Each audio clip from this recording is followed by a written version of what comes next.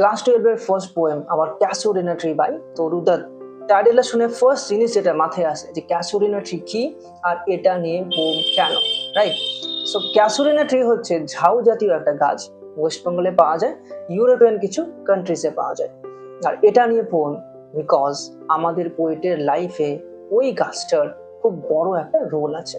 So পোয়েমটা explain করার আগে আমাদের পোয়েটের ব্যাপারে কিছু জানতে হবে, because it is an autobiographical poem. Toru Dutt, original name Tarulata Dutta, obviously Bengali name, বুঝতে পারছো নাম থেকে। 19th সেঞ্চুরি ব্রিটিশ ইন্ডিয়াতে জন্ম, কলকাতাতে। জাস্ট ইমাজিন একটা বেঙ্গলি ফিমেল পোয়েট ইংলিশে পোয়েমস লিখে গেছে 19th সেঞ্চুরিতে, যেগুলো আমরা আজকেও পড়ছি। কিন্তু ওনার লাইফে একটা ট্র্যাজেডি ছিল, উনি কিন্তু বেশি দিন বাঁচতে পারেননি। She died when she was only 21। Tuberculosis, TB, যক্ষা যাকে বলে, খুব মারণ একটা রোগ ছিল তখন, খুব ডেডলি ছিল। আর জাস্ট ওনার লাইফ না, ওনার দুই সিবলিংস, ওনার ভাই আর দিদি, ওরাও কিন্তু ওই একই রোগে মারা গেছিল। এই পোয়েমটাতে একটা ক্যাসোরিনা ট্রি এর ইমেজের মাধ্যমে উনি ওনার সিবলিংসদের স্মৃতিচারণ করছেন। পোয়েমটা যখন উনি লিখছেন তখন ইউরোপ ট্রাভেল করছেন উনি, নিজের কলকাতার বাড়িকে মিস করছেন, আর মিস করছেন ওই ক্যাসোরিনা ট্রিটাকে and the memories attached to that tree with her siblings. It is a deeply personal poem and nostalgic poem. Nostalgic মানে স্মৃতিচারণ মূলক। পোয়েমটার খুব ইউনিক একটা স্ট্রাকচার আছে। 11 লাইন্সের 5টা স্ট্যান্জা আছে, তোমরা দেখতে পাবে। So total 55 lines. প্রতিটা পার্টের স্পেসিফিক একটা রাইম স্কিম আছে, আর প্রচুর ফিগার অফ স্পিচ আছে, পোয়েটিক ডিভাইস বা লিটারারি ডিভাইস যেগুলোকে বলে, ওগুলো ভিডিওর এন্ডের দিকে ডিসকাস করেছি। সো লাস্ট অব্দি দেখবে। আর পুরো এক্সপ্লানেশনটার ইংলিশ ট্রান্সলেশন সাবটাইটেল মতো করে দিয়ে রাখছি স্ক্রিনে, ওটা কিন্তু ভালো করে ফলো করবে, ওটা ডিরেক্টলি তোমাদের কোয়েশ্চেন আনসারের ক্ষেত্রে এক্সামে কিন্তু হেল্প করবে। So without any further delay, let's get started. First answer. Like a huge python, একটা বিশাল অজগরের মতো, winding round and round, the rugged trunk indented deep with scars. ওই rugged মানে রুক্ষ, trunk মানে গুড়ি, ওটাকে পাক খেয়ে খেয়ে, ওয়াইন্ডিং রাউন্ড অ্যান্ড রাউন্ড, পাক খেয়ে খেয়ে উঠেছে, ইন্ডেন্টেড ডিপ উইথ স্কার্স, ক্ষত চিহ্নর দাগ আছে যে গুড়িটায়।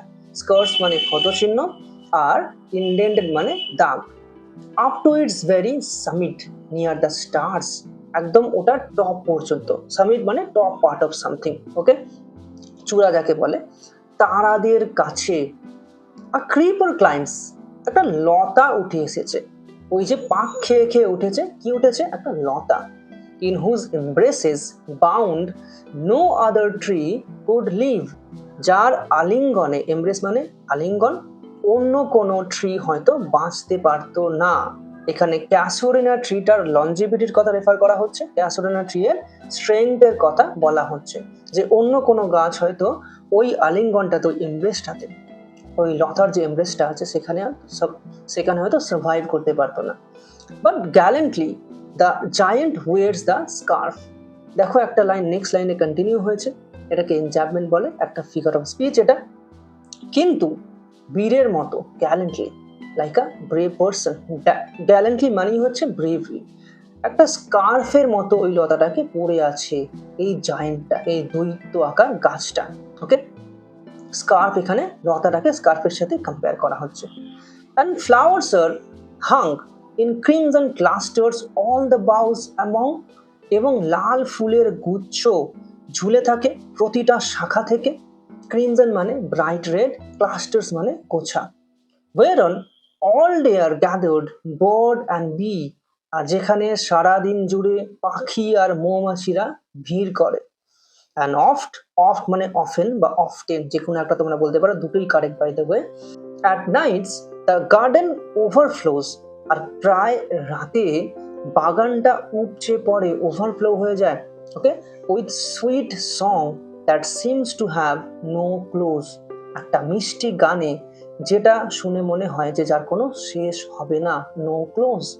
সাং darkling from our tree while men repose, যে গানটা গাওয়া হয় ডার্কলিং মানে হিডেন থেকে, আড়ালে থেকে, ফ্রম আওয়ার ট্রি, আমাদের ওই গাছটা থেকে গানটা আসে। কোথা থেকে গানটা আসে সেটা বোঝা যায়, কিন্তু গানটা কে করছে সেটা বোঝা যায় না, ওই জন্য কি বলছে? সাং ডার্কলিং। আর এখানে দেখো গাছটার সাথে যে ওনাদের কানেকশনটা আওয়ার ট্রি বলে রেফার করছে, সেইটা কিন্তু এখানে ক্লিয়ার হচ্ছে। আর ওই গানটা কখন আসে? যখন মেন রিপোজ, মানে মানুষ যখন ঘুমিয়ে থাকে, বিশ্রাম নেয়। Second stanza, when first my casement is wide open thrown, যখন ফার্স্ট আমার জানালাটা খুলে দেওয়া হয়, কেসমেন্ট মানে জানালা, at dawn my eyes delighted on it rest, ভোরের বেলা আমার চোখটা খুশি হয়ে ওই গাছটার উপরে পড়ে। sometimes and most in winter, মাঝে মাঝে, বিশেষ করে শীতের সময়, on its crest, ওটার উপরে। সামিট ওয়ার্ডটা অলরেডি ছিল আমাদের, আর এখানে ক্রেস্ট, দুটো ওয়ার্ডের মিনিং কিন্তু same, top part of something, okay, চূড়া। সো এখানে ওই গাছের উপরে a grey baboon sits statue like alone, একটা ধূসর বাঁদর বসে থাকে একা, স্ট্যাচুর মতো দেখতে লাগে তাকে। ওয়াচিং দ্য সানরাইজ, সে সানরাইজটা দেখে, সূর্যোদয়টা দেখে। while on lower boughs his puny offspring leap about and play, আর ওই ডালের নিচের দিকে, নিচের কোনো একটা ডালে তার যে ছোট বাচ্চা, পিউনি অফস্প্রিং, পিউনি মানে ছোট, অফস্প্রিং মানে বাচ্চা, সে কি করে?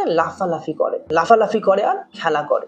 and far and near kokilas hail the day, আর কাছে দূরে সব জায়গাতেই কোকিল নতুন একটা দিনকে ওয়েলকাম করে। হেইল করা মানে অ্যানাউন্স করা, ঘোষণা করা। and to their pastures, এই ওয়ার্ডটার প্রোনাউন্সিয়েশনটা ভালো করে শুনবে, pastures না, ওকে, pastures went our sleepy cows, আর আমাদের ঘুমের ঘোরে থাকা যে গরুগুলো, তখনও তাদের ঘুম ভালো করে ভাঙেনি, তারা কি করে? তাদের চারণভূমির দিকে যায়, তৃণভূমির দিকে। প্যাস্চার মানে তৃণভূমি, ঘাস জমি।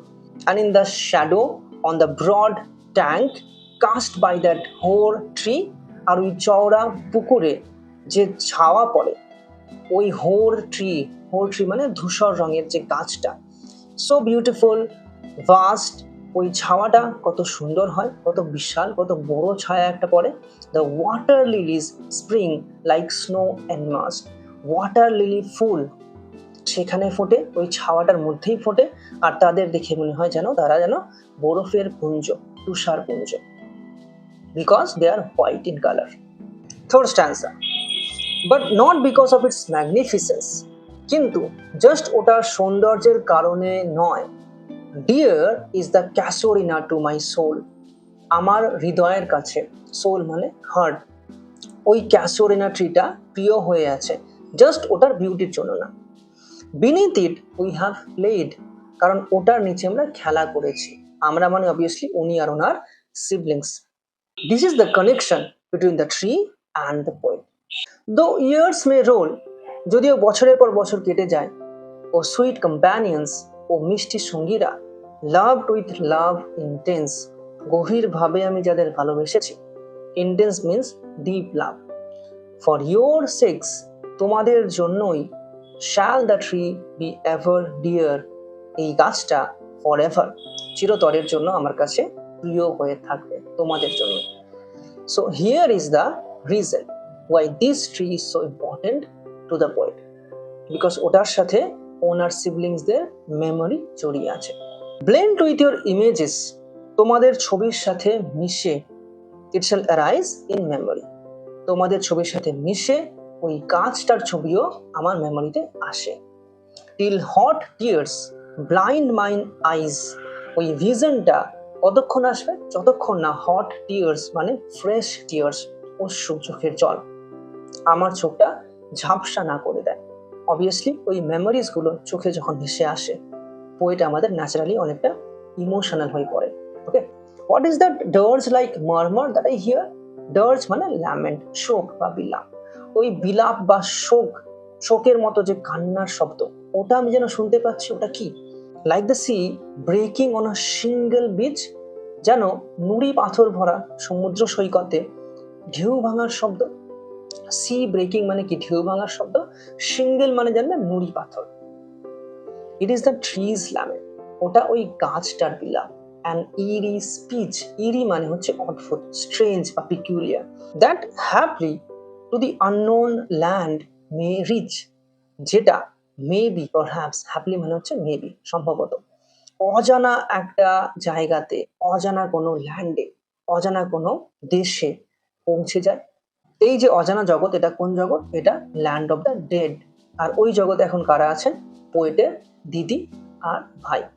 Maybe the tree is also sad as the poet herself, যার জন্য সেও বিলাপ করছে, আর সেই বিলাপটা ওই ল্যান্ড অফ দ্য ডেডে পৌঁছে যাচ্ছে। Fourth stanza, unknown yet well known to the eye of faith. অজানা কিন্তু যারা বিশ্বাসী, যারা ফেথফুল, তাদের কাছে ওই জগৎটা বেশ ভালো করেই চেনা।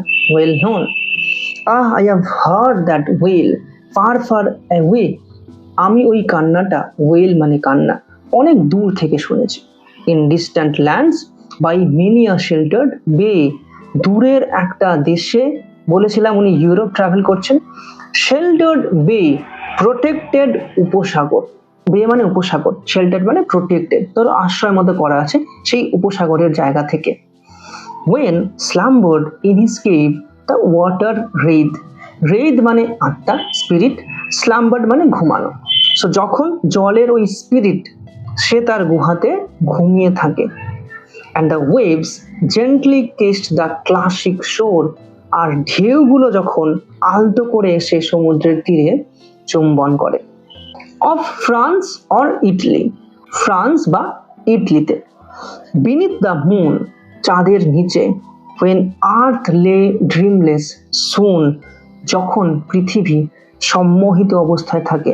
ট্রান্সড, অলমোস্ট হিপনোটাইজড। এখানে দেখো অলমোস্ট ওয়ার্ড দিয়ে তরুদত্ত সুন্দর একটা পিকচার পেন্ট করেছেন। আমরা ভিজুয়ালাইজ করতে পারছি যে জলের দৈত্যটা এখানে ঘুমিয়ে আছে, চাঁদের আলো আছে, ঢেউগুলো আলতো করে এসে আছড়ে পড়ছে সমুদ্র তীরে। So this is the beauty of তরুদত্তস writing.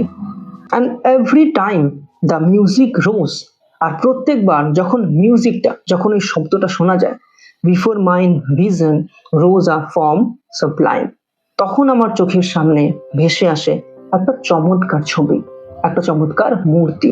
Sublime মানে চমৎকার, ফর্ম মানে মূর্তি বা ছবি। দাই ফর্ম ও ট্রি, তোমার ছবি হে গাছ। দাই একটা ওল্ড ইংলিশ ওয়ার্ড, দাই মানে your. As in my happy prime, আমার হ্যাপি প্রাইম, হ্যাপি চাইল্ডহুড, ছোটবেলায় দেখেছিলাম। আই স দি, আমি তোমায় দেখেছিলাম। দি এটাও একটা ওল্ড ইংলিশ ওয়ার্ড, দি মানে you. In my own loved native climate, আর সেটা কোথায় দেখেছিলাম? আমার নিজের দেশের, নেটিভ মানে নিজ দেশের, ক্লাইম মানে ক্লাইমেট, নিজ দেশের পরিবেশে বা আবহাওয়ায়। Therefore I fain would consecrate a lay, সুতরাং therefore আমি হ্যাপিলি, ফেইন মানে হ্যাপিলি, কনসিক্রেট মানে ডেডিকেট করা, আর লে মানে হচ্ছে একটা সং, একটা poem.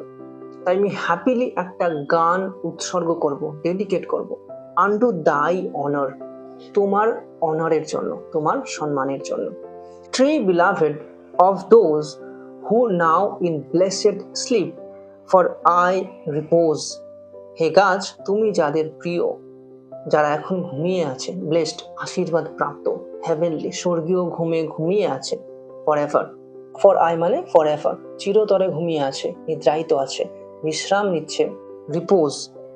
ডিয়ারার than life to me, alas were they, জীবনের থেকেও প্রিয় ছিল ওরা আমার কাছে। অ্যালাস মানে বুঝতে পারছো একটা sad expression. Mayst thou be numbered when my days are done with deathless trees, যখন আমার দিন ফুরিয়ে আসবে তখন তোমাকেও যেন গণ্য করা হয়, তোমাকেও যেন কাউন্ট করা হয় বড়ডেলের ওই ডেথলেস ট্রি গুলোর সাথে। ডেথলেস মানে কি? যাদের মৃত্যু নেই, যারা অমর হয়ে আছে। এখানে উইলিয়াম ওয়ার্ডসওয়ার্থের রেফারেন্স আসছে। উইলিয়াম ওয়ার্ডসওয়ার্থ বড়ডেলের ইউ ট্রিজ গুলো নিয়ে পোয়েট্রি লিখে গেছেন, ওকে, এবং তার মাধ্যমে ওই গাছগুলোকে অমর করে গেছেন। সো তরুদত্ত আশা করছেন যে যেমনটা ওয়ার্ডসওয়ার্থ ওই বড়ডেলের ইউ ট্রিজ গুলোকে ডেথলেস করে গেছেন, অমর করে গেছেন, তেমনটা তিনি ওনার ক্যাসিওরিনা ট্রিকেও করতে পারবেন ওনার পোয়েমের মাধ্যমে। Under whose awful branches awful ওয়ার্ডটা খুব ইন্টারেস্টিং ইউজ এখানে দেখবে। অফুল মানে যদি এখন ডিকশনারিতে দেখো তাহলে দেখবে ভেরি ব্যাড, আনপ্লেজেন্ট এরকম কিছু ওয়ার্ড পাবে। বাট আমাদের বুঝতে হবে 200 ইয়ার্স এগো যখন পোয়েমটা লেখা হয়েছে তখন কিন্তু ওয়ার্ডটার মিনিং একটু অন্যরকম ছিল। অফুল মানে তখন ছিল অ ইন্সপায়ারিং, যে গাছগুলোর ওই বিস্ময় করে দেওয়ার মতো ডালপালার নিচে বিস্ময় কেন করে দেয়, আগেন ওই গাছগুলো এখন লেজেন্ডারি গাছে পরিণত হয়েছে ওয়ার্ডসওয়ার্থের জন্য। ওই জন্য বলছেন আমাদের পোয়েট যে ওই বিস্ময় প্রদানকারী ডালপালাগুলোর নিচে লিঙ্গার্ড, লিঙ্গার্ড মানে কি স্টেড, থাকা, কি থাকে। এইবার যে কোটেশনটা দেখতে পাবে এই কোটেশনটা কিন্তু ডিরেক্ট কোটেশন ওয়ার্ডসওয়ার্থের ওই পোয়েমটা থেকে। ওয়ার্ডসওয়ার্থের ওই পোয়েমটার নামই হচ্ছে yew trees. Okay, direct quotation ওখান থেকে করেছেন। Fear, trembling hope and death the skeleton and time the shadow. পুরো কোটেশনটা ডিরেক্টলি নেওয়া হয়েছে ওয়ার্ডসওয়ার্থের ওই ইউ ট্রিজ পোয়েমটা থেকে। ওখানে ওয়ার্ডসওয়ার্থের মিনিং কি ছিল যে এই টাইম দেখো, time the shadow, death the skeleton, এই সব জিনিসের কাছে মানুষ তো হেরে যায়, বাট ওনার প্রিয় যে ইউ ট্রিজগুলো ছিল ওরা কিন্তু টেস্ট অফ টাইমটাকে হারিয়েছিল, সময়কে, মৃত্যুকে হারাতে পেরেছিল, কারণ ওরা অনেক দিন থেকে বেঁচে আছে। সো আমাদেরও পোয়েট চান ওনার এই পোয়েমের মাধ্যমে ওনার ক্যাসিওডিনা ট্রিকে সেই লঞ্জিভিটিটা দিতে, সেই দীর্ঘ জীবনটা দিতে। দো উইথ দ্য ভার্স, আর যদিও আমার ভার্স মানে আমার কবিতাটা অত মেবি পাওয়ারফুল নয়, ওয়ার্ডসওয়ার্থ বা শেক্সপিয়ারের পোয়েট্রির মতো মেবি আমার পোয়েম অত পাওয়ারফুল নয়। ইউনো শেক্সপিয়ার, ওয়ার্ডসওয়ার্থ এরা দুজনেই খুব ফেমাস। টাইম ভার্সেস লাভ যে কনফ্লিক্ট, দ্বন্দ্ব, টাইম ভার্সেস ম্যান, মানুষের সাথে সময়ের যে দ্বন্দ্ব, এই থিমগুলো নিয়ে কিন্তু ওনারা পোয়েম লিখে গেছেন। যে ওই লেজেন্ডারি পোয়েটদের সামনে আমার পোয়েট্রি, আমার ভার্সগুলো তো কিছু না, আমার পোয়েমের লাইনগুলো কিছুই না ওনাদের সামনে। দ্যাট উড ডাই বিউটি ফেন, ও ফেন রিহার্স, কিন্তু ওই লাইনগুলোই তোমার বিউটি রিহার্স করবে, রিপিট করবে বারবার। শেক্সপিয়ারের সনেট নাম্বার 18-এ উনি ওনার ফ্রেন্ডের বিউটি ইমর্টালাইজ করে গেছেন, অমর করে গেছেন। ওকে, আর এই পোয়েমের মাধ্যমে our casuarina tree, through this poem Toru Dutt is trying to immortalise her dear casuarina tree. আর উনি পোয়েমটা এন্ড করছেন এটা বলে, may love defend thee from oblivion's curse. Oblivion মানে time related memory loss. Okay, সময়ের সাথে যে স্মৃতি বিস্মৃতি হয়ে যায় সেটা। কি বলছেন, আমার এই ভালোবাসাটা, আমার এই ভালোবাসা দিয়ে পোয়েম, আমার এই ভালোবাসা দিয়ে লেখা যে ভার্সগুলো, কবিতার লাইনগুলো, সেইগুলো যেন তোমাকে প্রোটেক্ট করে। ক্যাসিওডিনা ট্রি তোমাকে যেন এই লাইনগুলো প্রোটেক্ট করে কি থেকে, সময় সম্পর্কিত যে বিস্মৃতি সেইখান থেকে, তার অভিশাপ থেকে যেন প্রোটেক্ট করে। মানে তুমিও যেন অমর হয়ে থাকো, যেমনটা অমর হয়ে আছে শেক্সপিয়ারের ফ্রেন্ড, যেমনটা অমর হয়ে আছে উইলিয়াম ওয়ার্ডসওয়ার্থের ইউ ট্রিজ গুলো। আর এটা দেখো ইনডাইরেক্টলি প্রুভ করছে that she is actually successful in her effort না, বিকজ এই 200 বছর পরেও আমরা কিন্তু ওনার পোয়েমটা পড়ছি, আর ওনার পোয়েমের মাধ্যমে ওনার যে ক্যাসিওডিনা ট্রি ছিল তার ব্যাপারে পড়ছি। এবার রাইম স্কিমটা একটু ডিসকাস করি। ফার্স্ট স্ট্যান্জাটা লাইনগুলো কিভাবে এন্ড হচ্ছে, round, scars, stars, bound. So A B B A. পরের চার line, gallantly hung among B, C D D C. তারপরে তিনটে লাইন কিভাবে এন্ড হচ্ছে, ওজ, ক্লোজ, রিপোজ। তিনটেই রাইম করছে, সো এগুলো হচ্ছে ই ই ই। সো পুরো স্ট্যান্জাটার রাইম স্কিম কিরকম হলো, A B B A, C D D C, E E E. পুরো পোয়েমটা জুড়ে দেখবে, পুরো পোয়েমটা প্রত্যেকটা stanza same rhyme scheme follow করছে। তোমরা একটু নিজেরা ভালো করে দেখে নেবে, বুঝতে পারবে। আর ফিগার অফ স্পিচগুলো স্ক্রিনে অ্যাড করে দিচ্ছি, ভালো করে একটু দেখে নেবে। ওগুলোর কনসেপ্টগুলো যদি ডিটেলসে বুঝতে চাও তাহলে আগের ভিডিওগুলো একটু দেখবে, ওখানে এক্সপ্লেন করা আছে। সো দ্যাটস ইট, হোপফুলি কিছুটা হেল্প করতে পেরেছে তোমাদের ভিডিওটা। যদি সেটা করে থাকে তাহলে কমেন্টে জানিও, আর লাইক দিও একটা। আর অবভিয়াসলি এক্সট্রা কোনো কোয়ারি বা কোয়েশ্চেন থাকলে কমেন্টে জানিও। That's it, thanks for watching.